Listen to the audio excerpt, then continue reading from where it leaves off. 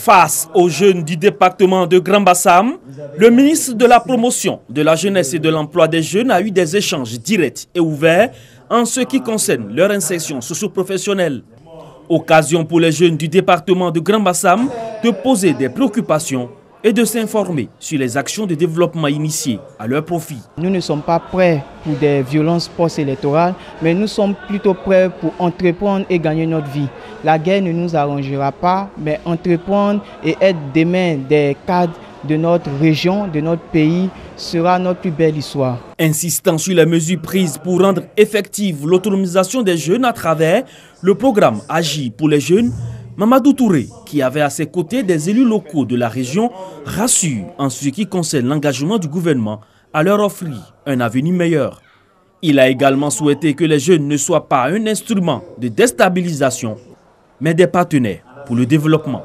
Je note que ces jeunes apprécient les actions menées par le gouvernement, mais attendent encore beaucoup. D'ailleurs, nous avons remis quelques chèques pour Agir 3, pour Bassam. C'était 100 de jeunes qui étaient prévus. Nous allons multiplier ce nombre par 3 pour un financement initial de 50 millions de francs CFA. En accord avec le maire, nous allons passer à 150 millions de francs CFA pour venir en aide donc aux jeunes de Bassam. Le développement de la Côte d'Ivoire passe également par l'autonomisation de la femme, surtout celle vivant en milieu rural, a indiqué Miss Belmont Dogo, la secrétaire d'État chargée de l'autonomisation des femmes. À ce jour, plus de 1000 jeunes de Grand Bassam sont formés à des métiers ou bénéficient d'un emploi. Une dizaine d'entre eux a reçu au cours de cette rencontre des chèques allant de 100 à 1 million de francs CFA afin d'exercer des activités génératrices de revenus.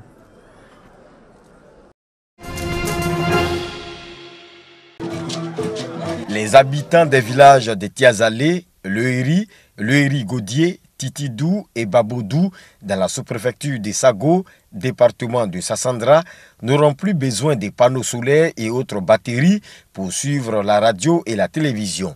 Désormais, ces villages sont connectés au réseau électrique national, grâce au PRONER, Programme national d'électrification rurale, mis en place par le gouvernement. Nous disons merci au président Ouattara pour cette œuvre qui nous donne aujourd'hui. Et c'est une date qui sera pour nous gravée dans nos mémoires. C'est le ministre Philippe Légré, président du conseil régional du Boclé, qui a procédé à la mise sous tension des 5 villages. Quand on dit lumière, là, les gens confondent. La lampe tempête est une lumière, la bougie est une lumière. Mais quand on dit courant, là, ça veut dire l'électricité. Et là, le président Ouattara vient de donner du courant, c'est-à-dire de l'électricité. Avant 2011, le taux d'électrification dans la région du Boclé était de 11%. Aujourd'hui, ce taux est passé à 85%. Depuis quelques mois, des poteaux électriques sont acheminés chaque jour dans des villages. Selon le président du conseil régional, ce taux d'électrification pourrait passer à 95% d'ici la fin de l'année 2020.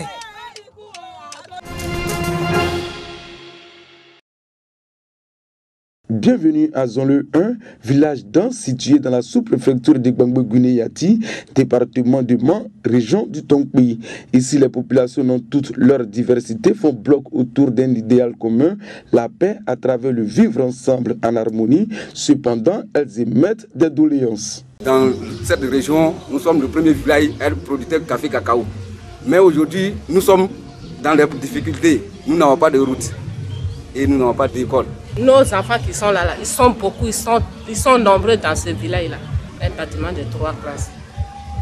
Par manque de l'eau potable, quand les instituteurs viennent là, ils ne veulent pas rester avec le village. Pour consolider l'esprit d'amour et de fraternité entre les différentes communautés, un tournoi de football dont l'apothéose a mis aux prises les originaires de Zonle 1 et la communauté à Caen a été organisé. Au terme de la rencontre, ce sont les originaires qui se sont adjugés le trophée par un score d'1-0. Mais en réalité, c'est tout le monde qui a gagné. Le parrain de cette rencontre, le président de la Fédération ivoirienne et aussi internationale des Maracana et disciplines associées, s'est réjoui de cette ambiance de convivialité entre tous les fils des Zonle 1 et les fils adoptifs du village. Il a profité de l'occasion pour lancer un appel à la jeunesse. À vous jeunes, nous sommes venus vous encourager. Sortez des arènes des politiciens. Laissez la politique aux politiciens. Je vous demande d'aller à l'école. Je vous demande d'aller à l'école pour que notre sous-préfecture et notre région soient développées. À Zon-le 1, on est un et rien ne pourra nous diviser, on dit à l'unisson les populations.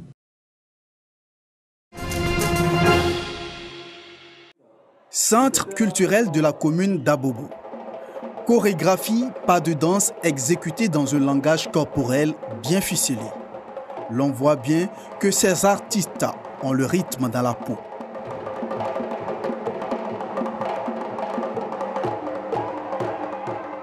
Ils ont une maîtrise de la danse héritée de longues années d'expérience.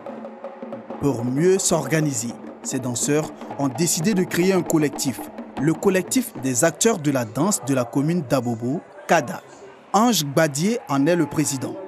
Il a une feuille de route bien définie pour les 2 prochaines années.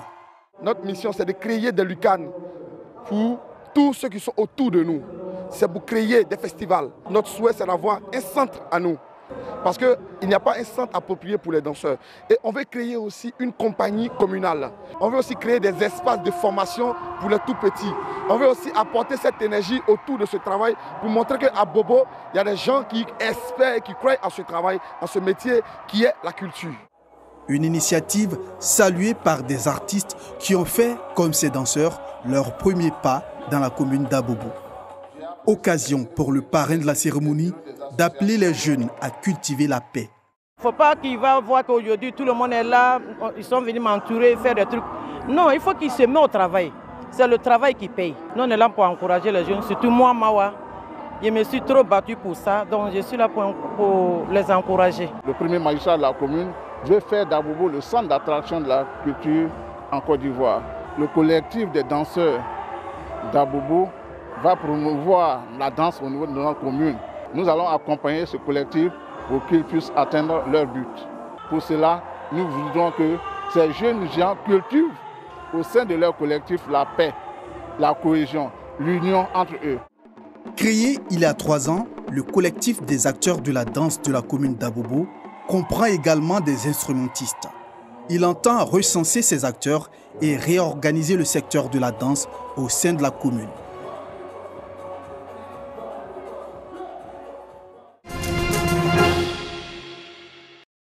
« 120 imams, prédicateurs et guides religieux de la Ligue des établissements confessionnels islamiques et Médersa, l'ESIM, de l'Académie nationale des oulémas, ANAOU, du Conseil des imams sunnites, CODIS, de l'Association des musulmans sunnites de Côte d'Ivoire, AMSI, et de la jeunesse musulmane de Côte d'Ivoire, GEMSI, réunis autour d'un panel, réfléchissent à leur façon de communiquer en période sensible.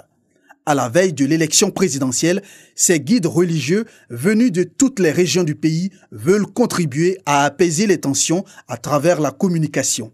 Cette communication doit prendre en compte des résolutions issues du panel. Construire sa communication sur un argumentaire solide tiré du Coran et de la Sunna.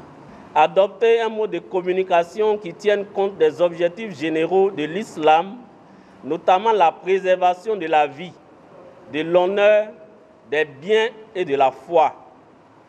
Tenir compte des conséquences proches et lointaines de ce qu'on dit. Inclure constamment dans ses propos le conseil et la prière pour la société. Mettre en garde contre la destruction des biens publics et privés. Pour les panélistes, ces auditeurs sont désormais en mission pour la paix et la stabilité sur toute l'étendue du territoire. Les résolutions sont à mettre à l'application. Ceux qui sont venus d'un peu partout de toutes les régions de la Côte d'Ivoire ont une mission maintenant sur le terrain. Cette communication doit être une communication responsable dans les mosquées, dans les rassemblements, où besoin se fera sentir, bien sûr. Une mission que les guides religieux s'engagent à assurer auprès de leurs communautés respectives. Je viens de la région de Nawa pour participer à cette réunion aussi importante. Quand on retourne chez nous, c'est d'être nous-mêmes. C'est un rappel qu'on nous a dit. Parce que dans la communication avec les musulmans et les non-musulmans, c'est la paix. Voilà, c'est le vivre ensemble. Inch'Allah, on compte de répercuter ça aux nos fidèles pour pouvoir bien se comporter vis-à-vis de nos dirigeants, que ce soit les dirigeants politiques ou bien les dirigeants religieux. Il est très important de les obéir. Ces hommes de Dieu de l'Association des musulmans sunnites de Côte d'Ivoire et d'autres associations musulmanes ont également échangé sur le respect de l'autorité en islam et sur les attitudes des compagnons du prophète de l'islam. Paix et salut sur lui en période de crise, gage de paix et de cohésion sociale.